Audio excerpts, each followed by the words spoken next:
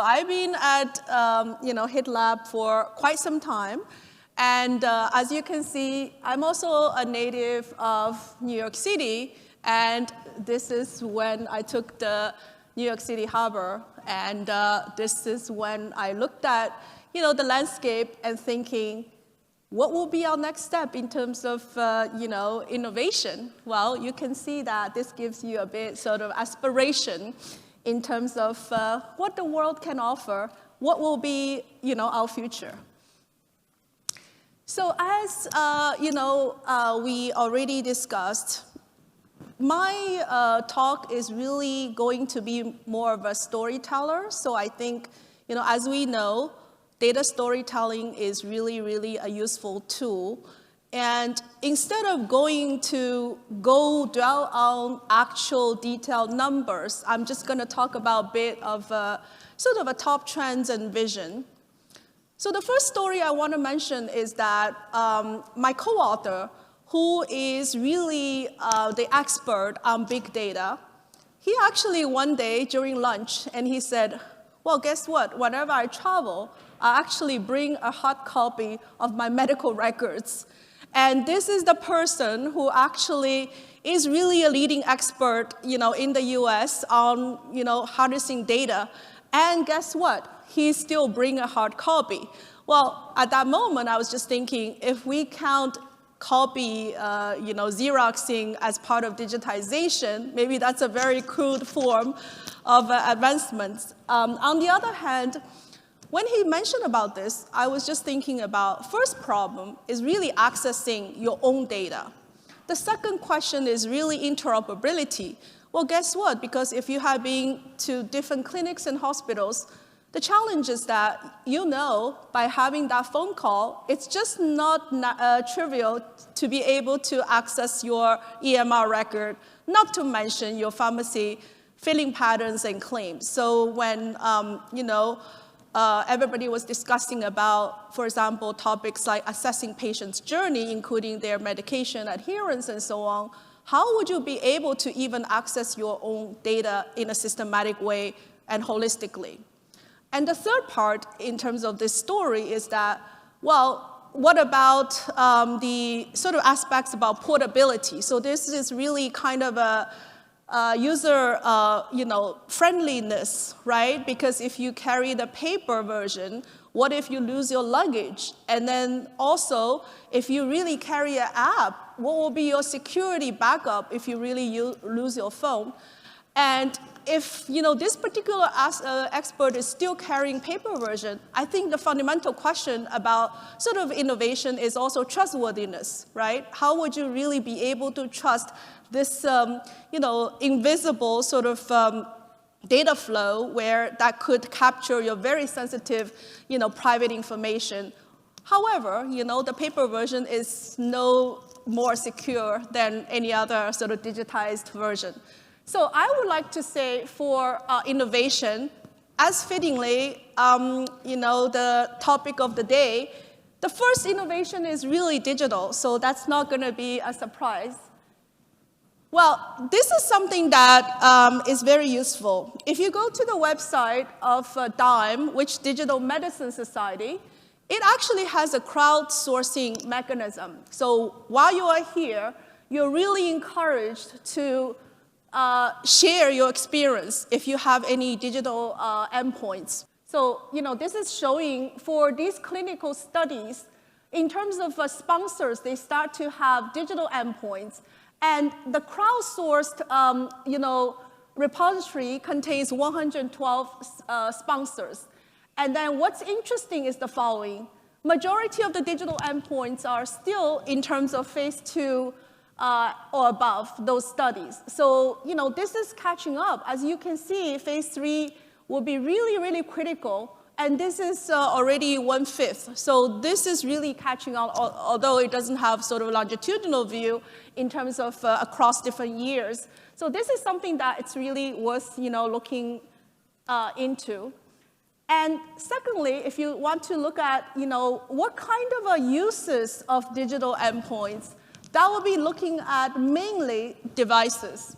And also, guess what? Even surpassing the devices are drugs. So when we say biopharmaceutical companies, we're actually really, for drug trials, we're looking into sort of digital components, digital endpoints.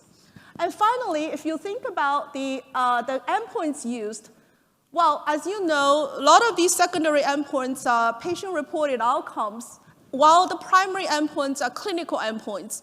So I think digital endpoints are really useful in terms of capturing patients' experiences, as well as having this kind of a decentralized trials and be able to get to diverse patients, having access to patients who may not otherwise be able to come to your trials normally. However, the access to digital technology is another barrier. So I think this is really useful.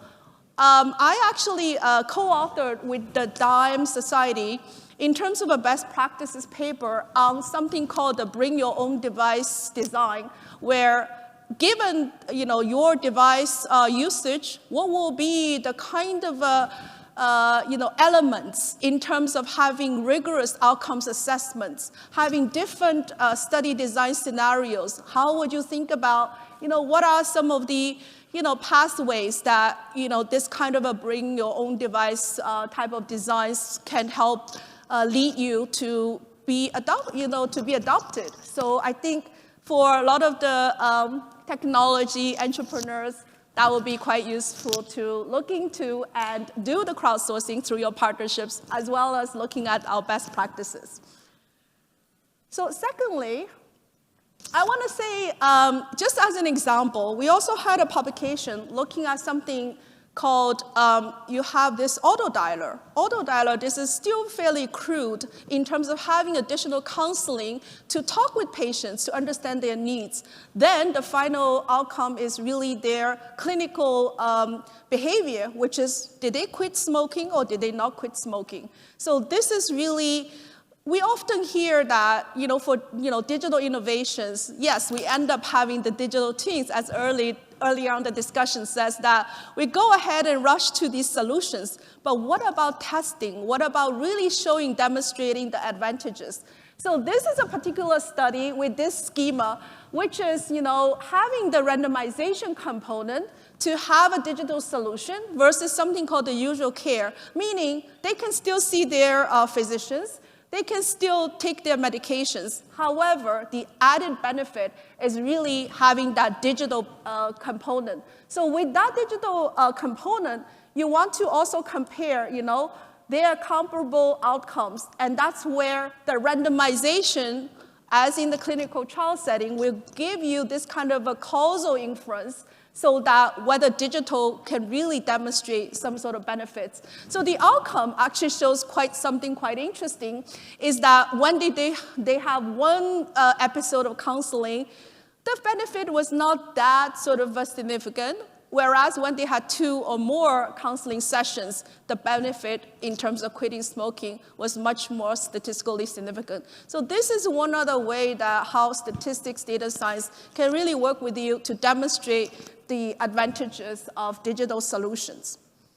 Now, the next one is really talking about the second trend. The second trend is really dear to my heart because, I'm the head of global medical analytics and real-world evidence, and I have been in this real-world evidence space for quite some time. I would say, since 2015, 2016, when I joined the Real-World Evidence Center of Excellence. It was used to be called the RWDNA, which is nice that we actually had the N as a little n, which is like the DNA, and it's in the real world. So this is like a really nice, name to really understand the patient perspectives, because the data could be omics data, it could be DNA data, it could be unstructured, such as the languages, such as images, and so on and so forth. But of course, we still have the bread and butter of this so-called real-world data that will be the electronic medical records, as well as the medication claims, and also some of the patient surveys, registries, and some digitally captured data. So here, what we're having is, that was from my article that looked at, in the pharma company, why, having this kind of a big data captured digitally will be so important. As early on, the European, Commission is actually developing something called the, European Health Data Space.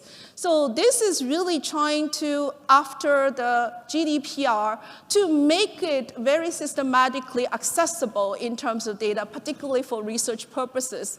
And every country will have data access body or data access bodies.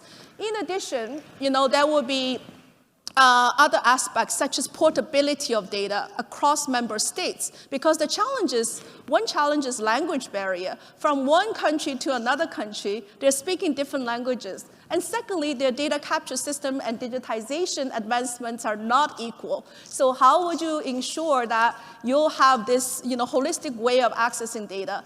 And also this year, if you read Europeans' pharmaceutical legislation, it also has very shortened life cycle in terms of having this patented innovative medicine, as well as you need to also understand that the rolling out of the product needs to consider all of the member states. So that adds a lot of pressure in terms of being efficient and timely and being accessible in terms of data-driven evidence.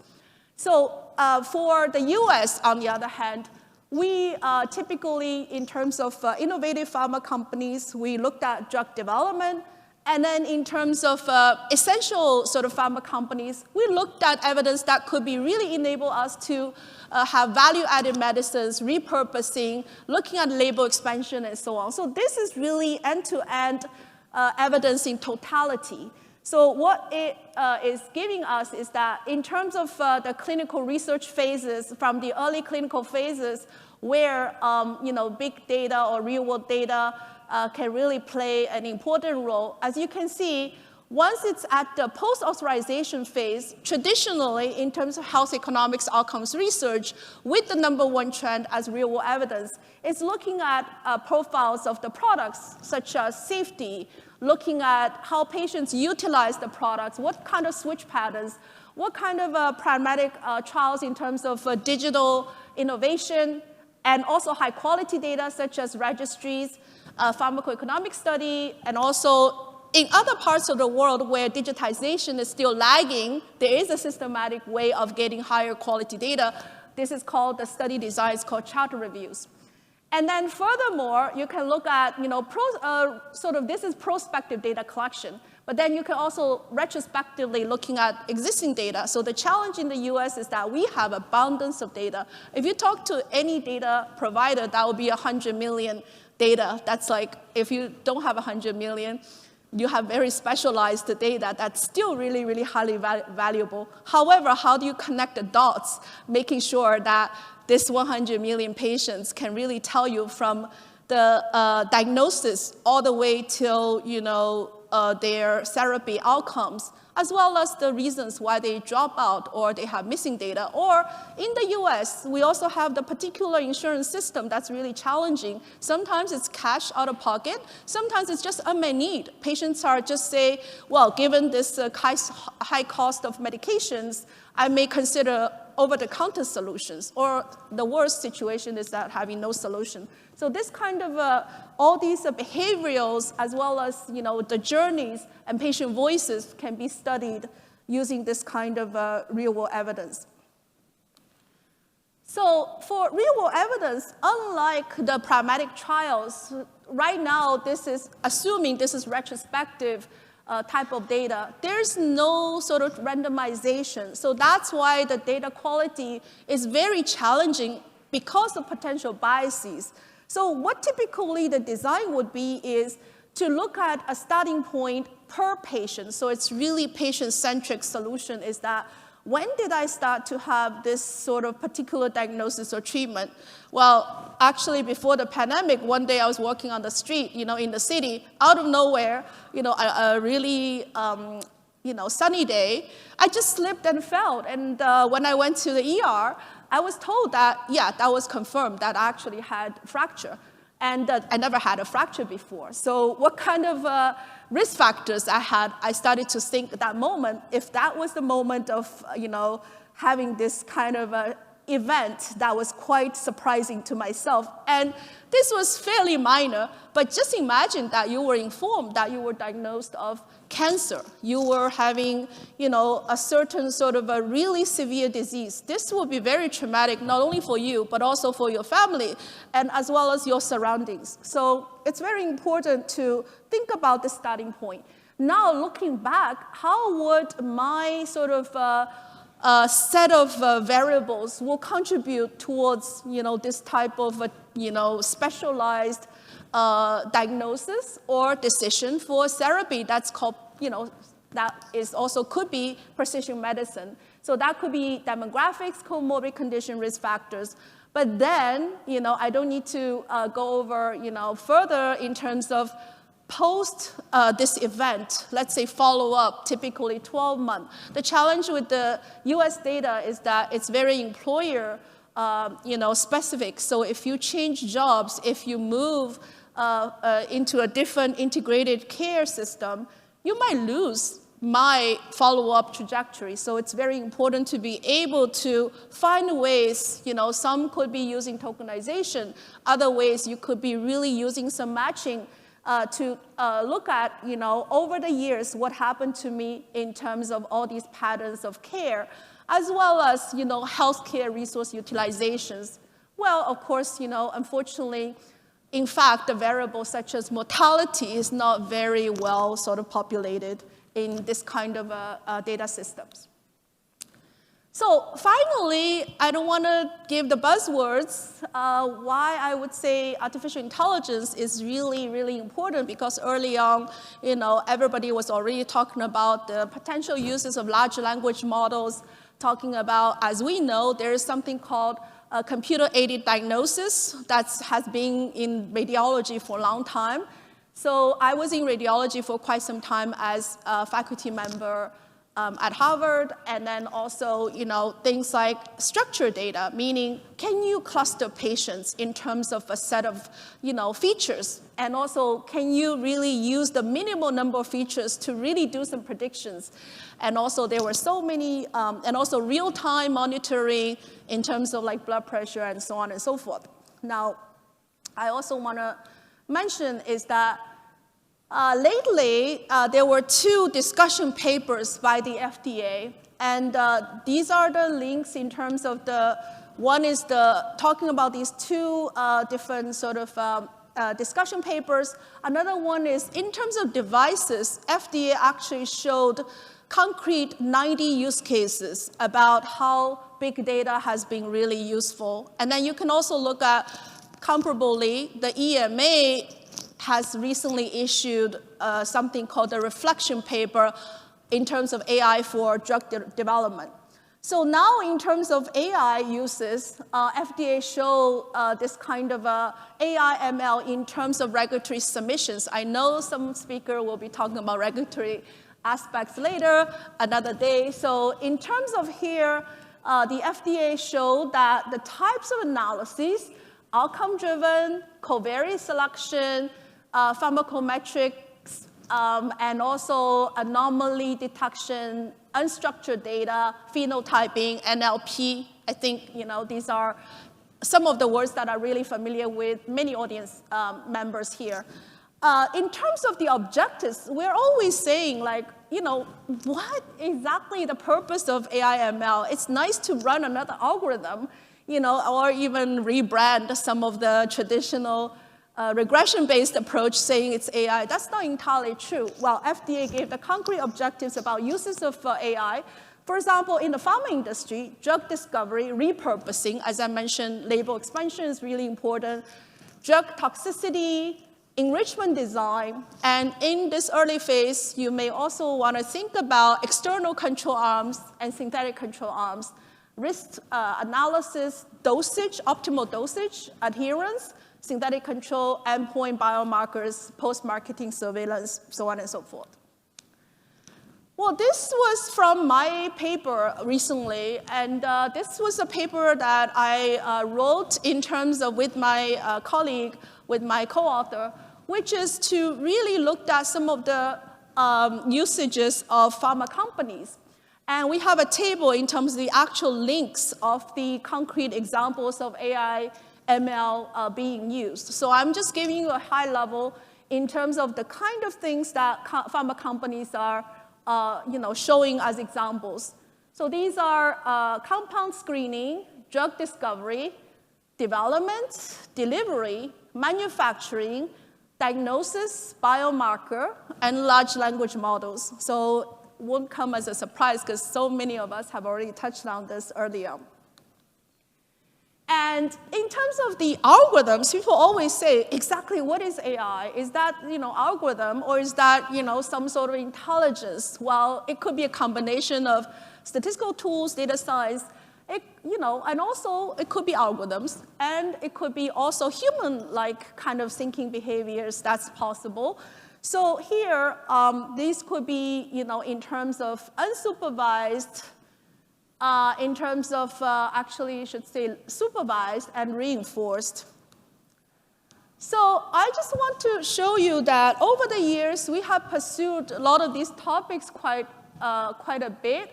And we actually had multiple sort of awards in terms of digital and AI. So we actually won in terms of digital innovation in the called CPHI. So what we won about was actually how for over-the-counter switch of certain products, we use digital surveys for regulatory submissions. And those surveys were not only for patients, also for longitudinal design, as well as for pharmacists. So those experiences were highly useful in terms of understanding the potential uses of over-the-counter switch. We also had using those kind of digital innovation for regulatory procedure and compliance. And most recently, 2022, actually exactly a year ago, I was the lead editor of a book that actually talked about, with 11 chapters, about what kind of concepts in terms of real-world evidence and digital, and what kind of global sort of perspectives and patient perspectives. So we not only focus on patient centricity, we also focus on US, EU, China, and other parts, and of course, emphasizing collaborations and partnerships. So that is my talk. Hopefully some of those elements and the stories will be resonating to you, and thank you for your attention.